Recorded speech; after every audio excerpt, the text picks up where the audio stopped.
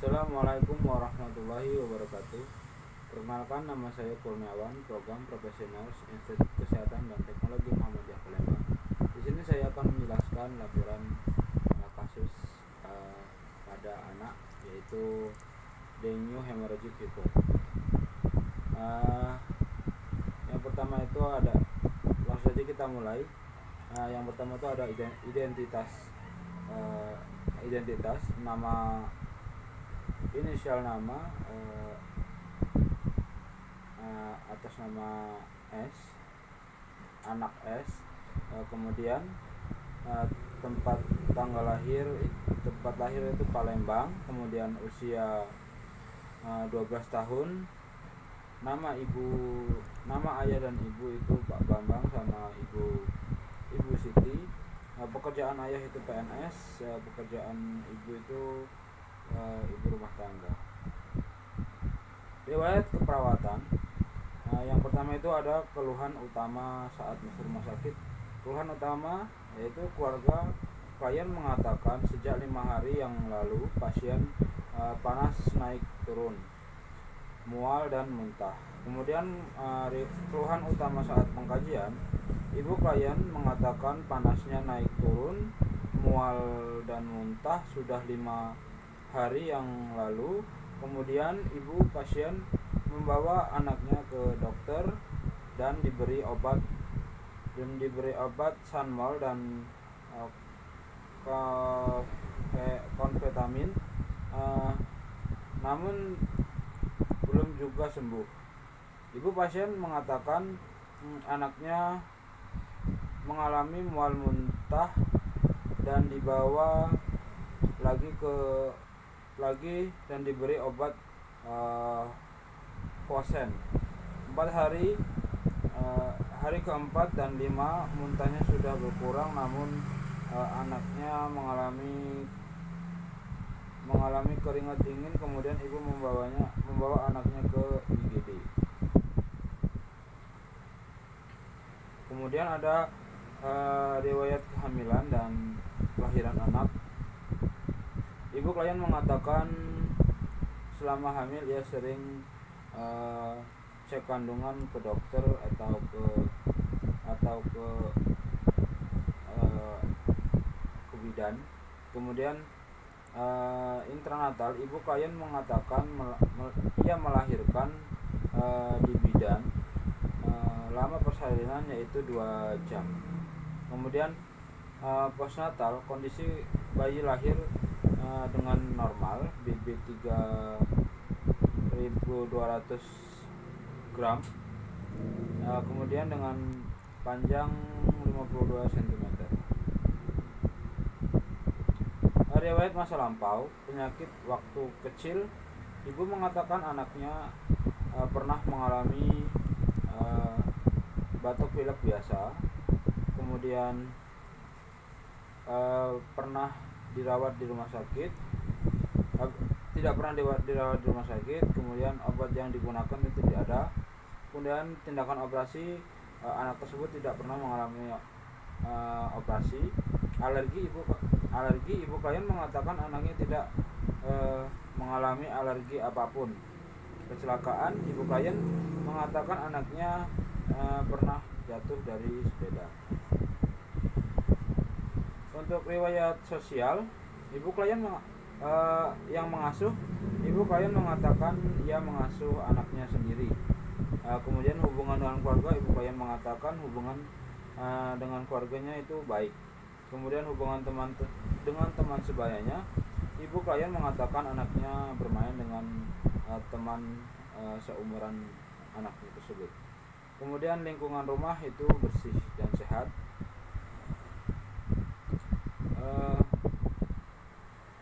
Kemudian nutrisi makanan, pencernaan, absorpsi, metabolisme dan hidrasi. Itu mulut, bibir pucat, yaitu bibir pucat. Kemudian gigi normal. Kemudian lidah itu bersih,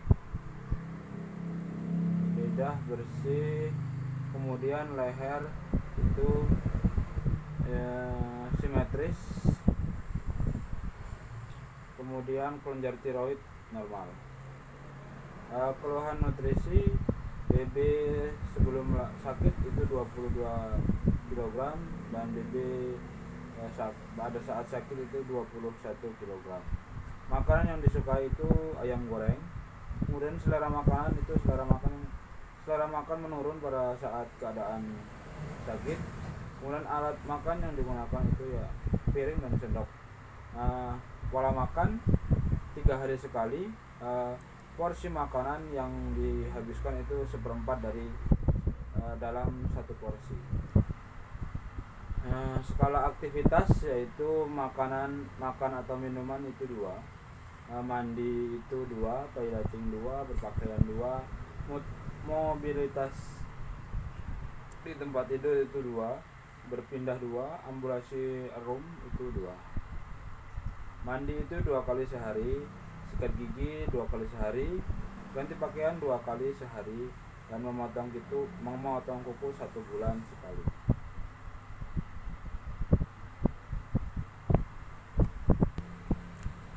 Terapi yang diberikan yaitu obat, yaitu yang pertama itu obat Sanmol dan Cefatamin.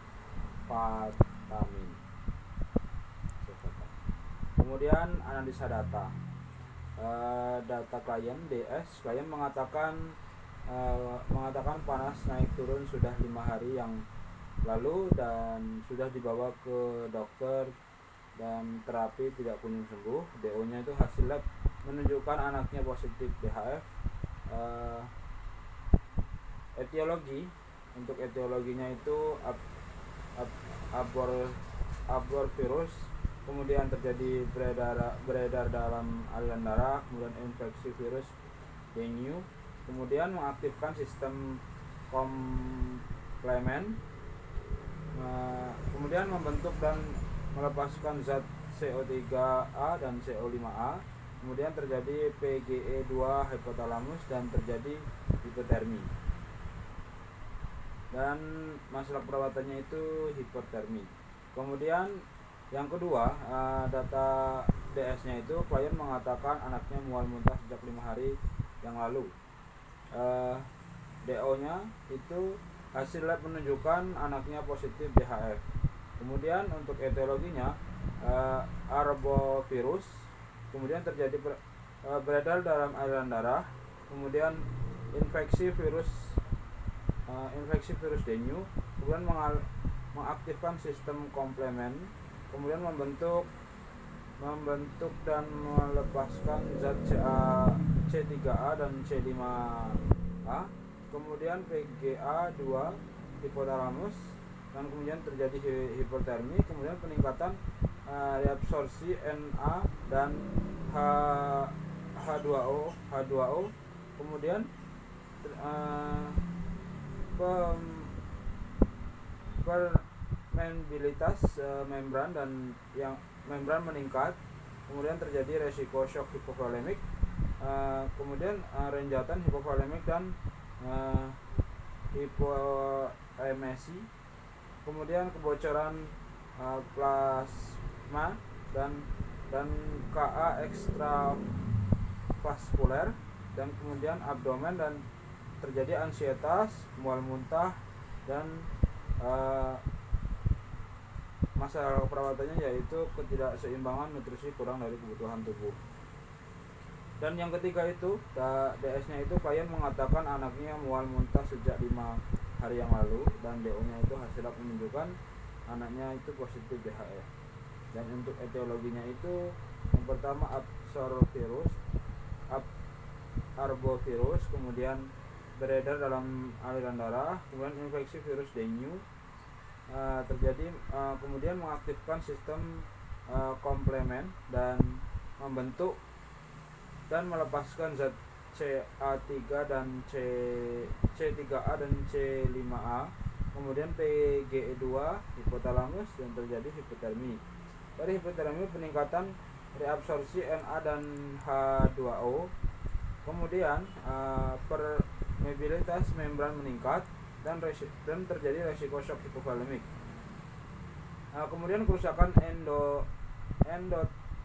tol dan pembuluh darah, dan merangsang dan mengaktifkan faktor DIC. Kemudian terjadi pendarahan, kemudian terjadi resiko perfusi jaringan aktif. Kemudian resiko perfusi jaringan resiko jaringan tidak aktif. Terjadi hipoksia jaringan dan terjadi kekurangan volume cairan. Untuk masalah perawatannya yaitu kekurangan volume cairan. Untuk prioritas masalah keperawatan yaitu yang pertama itu hipertermi, yang kedua itu ketidakseimbangan nutrisi kurang dari kebutuhan tubuh, kemudian kekurangan volume cairan. Untuk diagnosanya itu hipertermi berhubungan dengan infeksi virus. Kemudian yang kedua itu ketidakseimbangan nutrisi kurang dari kebutuhan tubuh berhubungan dengan ketidakmampuan mencerna makanan. Kemudian yang ketiga itu kekurangan volume cairan berhubungan dengan kehilangan cairan secara aktif. Kemudian untuk intervensinya yang pertama itu hipertermi berhubungan dengan proses infeksi virus. Untuk NOC-nya itu label tanda-tanda vital. Kemudian setelah dilakukan tindakan perawatan 2x24 jam, diharapkan suhu klien dapat menurun dengan kriteria yang pertama yaitu suhu tubuh, kemudian yang kedua peningkatan tingkat pernapasan, yang ketiga itu tekanan darah sistolik, dan yang keempat tekanan darah diastolik. Untuk intervensinya, label yang diambil itu perawatan demam, aktivitas yang pertama itu pantau suhu dan TTV lainnya, kemudian monitor warna kulit dan suhu, kemudian yang ketiga monitor asupan dan keluaran, sadari pembuluh darah kehilangan cairan yang tidak dirasakan, kemudian yang keempat itu berikan obat atau cairan IV, misalnya antipiretik, agen antibakteri dan agen anti menggigil. Yang kelima itu dorong konsumsi cairan. Dan untuk yang kedua itu ketidakseimbangan nutrisi kurang dari kebutuhan tubuh berhubungan dengan ketidakmampuan mencerna makanan. Label yang diambil yaitu status nutrisi. Setelah dilakukan tindakan keperawatan 2x24 jam, diharapkan kebutuhan nutrisi klien dapat teratasi. Yang pertama itu asupan gizi, yang kedua itu asupan makanan, yang ketiga asupan cairan, yang keempat energi. Untuk intervensinya, label yang diambil itu manajemen nutrisi. Yang pertama itu tentukan status gizi pasien dan kemampuan pasien untuk memenuhi kebutuhan gizi. Kemudian tentukan jumlah kalori dan jenis nutrisi yang dibutuhkan untuk memenuhi persyaratan gizi. Yang ketiga itu tentukan apa yang menjadi preferensi makanan bagi pasien. Yang keempat itu anjurkan pasien terkait dengan kebutuhan makanan tertentu berdasarkan perkembangan atau usia. Yang kelima itu anjurkan klien untuk memantau kalori dan intake makanan, misalnya buku harian makanan. Dan yang ketiga itu diagnosa yang diambil itu kekurangan volume cairan berhubungan dengan kehilangan cairan secara aktif. Label yang diambil itu keseimbangan cairan. Setelah dilakukan tindakan keperawatan 2x24 jam, diharapkan kebutuhan cairan klien terpenuhi dengan kriteria yang pertama tekanan darah, kemudian keseimbangan intake dan output dalam 24 jam, kelembapan membran mukosa, kemudian serum elektrolit.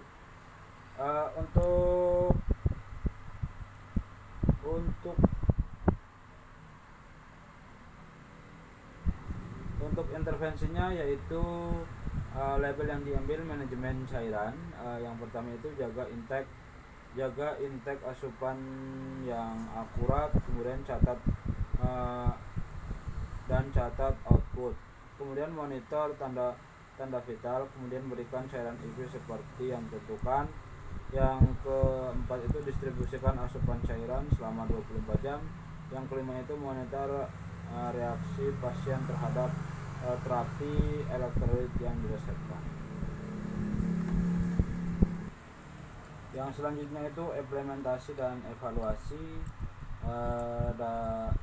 Diagnosa keperawatan itu hipertermia berhubungan dengan infeksi virus dengue.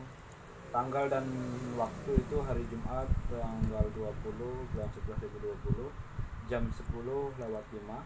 Implementasi yaitu pantau suhu dan tanda-tanda vital lainnya, kemudian monitor warna kulit dan suhu, kemudian monitor asupan dan keluaran, sadari perubahan kehilangan cairan yang tak dirasakan, kemudian yang kembali berikan obat atau cairan IV, misalnya antipiretik, agen antibakteri dan agen anti menggigil. Yang kelima itu dorong konsumsi cairan. Untuk evaluasinya itu pada hari Jumat tanggal 20 bulan 11 2020 jam 2 siang. Evaluasi yaitu S-nya itu ibu klien mengatakan demam anaknya sudah menurun, kemudian O-nya itu tanda tekanan darah itu 90/70 mmHg, kemudian suhu tubuhnya 38,5 derajat Celcius, kemudian RR-nya itu 24 kali per menit, suhunya itu 37 derajat Celcius. Untuk RR-nya itu 24 kali per menit dan nadi itu 100 kali per menit. A-nya itu masalah sebagian teratasi dan planningnya itu lanjut intervensi 1 sampai 5. Kemudian yang kedua itu ketidakseimbangan nutrisi kurang dari kebutuhan tubuh berhubungan dengan ketidakmampuan mencerna makanan. Untuk tanggalnya itu harinya hari Jumat tanggal 20 bulan 11 2020 jam 10:05.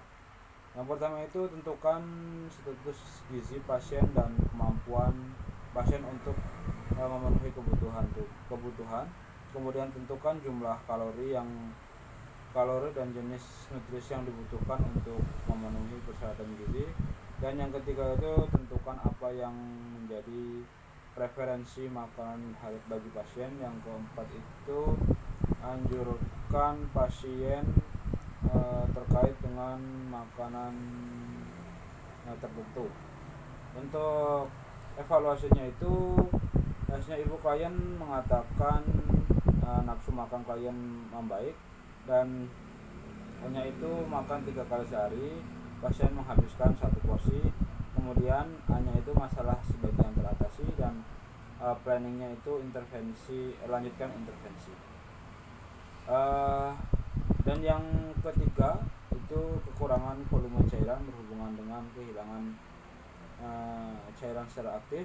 Untuk implementasinya itu jaga intake asupan yang akurat dan catat output. Dan yang kedua itu monitor tanda-tanda vital, kemudian berikan cairan IV seperti yang sudah ditentukan, kemudian distribusikan asupan cairan selama 24 jam. Yang kelima itu monitor reaksi pasien terhadap terapi elektrolit yang diresepkan. Untuk evaluasinya yaitu subjektifnya itu ibu klien mengatakan mual muntah klien sudah berkurang, kemudian tekanan darahnya 90/70 mmHg, kemudian suhunya yaitu 37 derajat Celcius, kemudian RR-nya yaitu 24 kali per menit dan nadinya yaitu 100 kali per menit. Yang untuk asesmennya yaitu masalah sebagian teratasi dan untuk planningnya yaitu lanjutkan intervensi. Baiklah, itu tadi yang sudah saya sampaikan untuk pengkajiannya. Saya akhiri. Assalamualaikum warahmatullahi wabarakatuh.